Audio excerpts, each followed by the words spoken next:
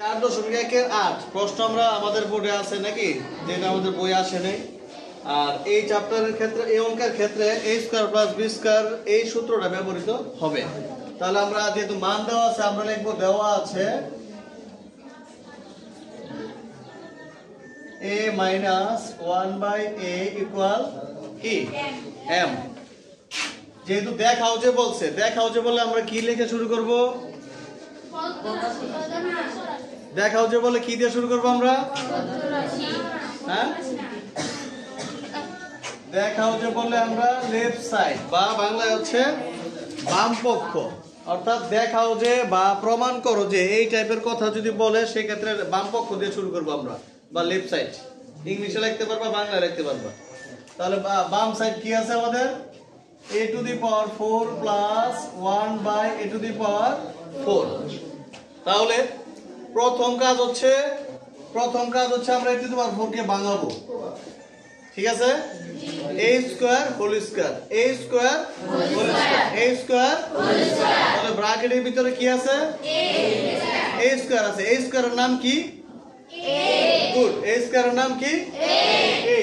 আবার এবার আমরা ভাঙাই 1 by a square whole square. তাহলে এই ব্র্যাকেটের ভিতরে কি আছে? ভিতরে আছে কি বলো তো? 1 by a square, 1 by a square, 1 by a square, 1 by a স্কয়ারের নাম কি? b। তাহলে আমরা সূত্র পেলাম a square plus b square plus b square. তাহলে সূত্র করব আমরা a plus b whole square, a plus b whole square minus 2ab। ঠিক আছে, আমরা এটা কাটলেও পারি, না কাটলেও পারি, আমাদের ইচ্ছা। কাটলেও ভালো, না কাটলেও আরো ভালো। তাহলে এবার এদিকে তাকাও, স্কয়ার কিন্তু আমাদের এখনো সরে নেই, পাওয়ার সরে নেই, পাওয়ার সরাইতে হবে। তাহলে এই স্কয়ারকে আমরা আবার ভাঙাই, a whole square 1 by a whole square. দেখো তো ঠিক আছে কিনা, ভিতরটা শুধু ভাঙাইছি আমরা। আগের বার অর্থাৎ একটু আগে যেটা করলাম আমরা, ব্র্যাকেটের ভিতরে কি ছিল? a square. এখন ব্র্যাকেটের ভিতরে কি আছে? ঠিক আছে, আগে a স্কয়ারে ছিল a, এখন শুধু a। তাহলে a স্কয়ার প্লাস কি b স্কয়ার। বাইরে কি ছিল? হোল স্কয়ার ছিল। তো সেকেন্ড ব্র্যাকেট ছাড়া তো দেওয়া যাবে না নাকি? আর এখানে 2 ওকে 2। তাহলে এটা আবার a square plus b square এসে। এখন আমরা কোন সূত্র ব্যবহার করব সেটা নির্ভর করব আমাদের কোথায় দেখা? মানের চিহ্ন দেখে। মানের চিহ্ন কি আছে আমাদের? মাইনাস। মানের চিহ্ন যদি মাইনাস থাকে তাহলে কোন সূত্র ব্যবহার করব আমরা? এটা না এটা? নিচেরটা। নিচের সূত্রটা কি? Very good, a - b whole square plus 2ab। বুঝছো তো বিষয়টা? সূত্র কিন্তু দুইটাই আছে আমাদের, বাট আমরা কোনটা ব্যবহার করব সেটা নির্ভর করব কার উপরে? মানের উপরে। মানের চিহ্ন যেটা সেটাই আমাদের সূত্র নাকি? তাহলে আমি সূত্র লিখি a minus b whole square plus 2ab। এই যে এই পর্যন্ত এটা করলাম আমরা নাকি? আর বাইরে স্কয়ার ছিল, বাইরেটা বাইরে আছে, বাইরে মাইনাস 2 ছিল, বাইরে আছে। ঠিক আছে, আচ্ছা। এবার আবার a কাটলাম। এবার দেখো থাকে কি? a মাইনাস 1 বাই a, এর মান কি? এর মান কি? তাহলে এটার উপরে স্কয়ার আছে, m এর উপরে কি হবে? স্কয়ার হবে। যে m এর উপরে স্কয়ার দিলাম, বাইরে কি আছে? প্লাস 2 ওকে 2। সেকেন্ড ব্র্যাকেট কি আর দরকার আছে?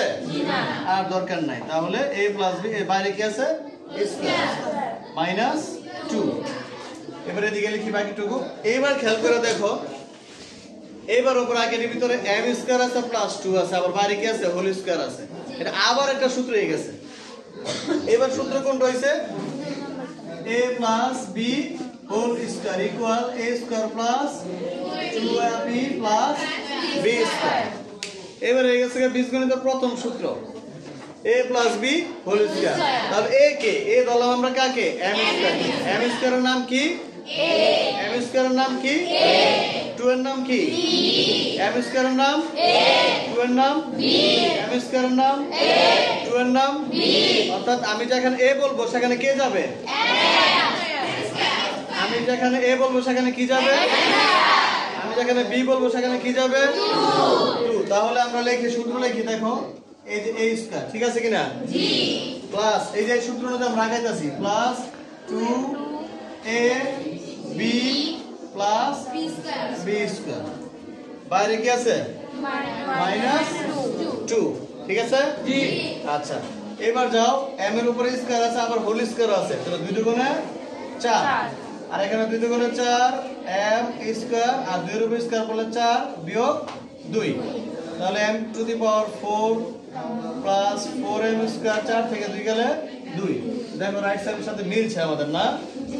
সুতরাং রাইট সাইড, সুতরাং left side equal right side দেখাইতে বলছে, তাহলে কি লিখবো? শুন, ধন্যবাদ।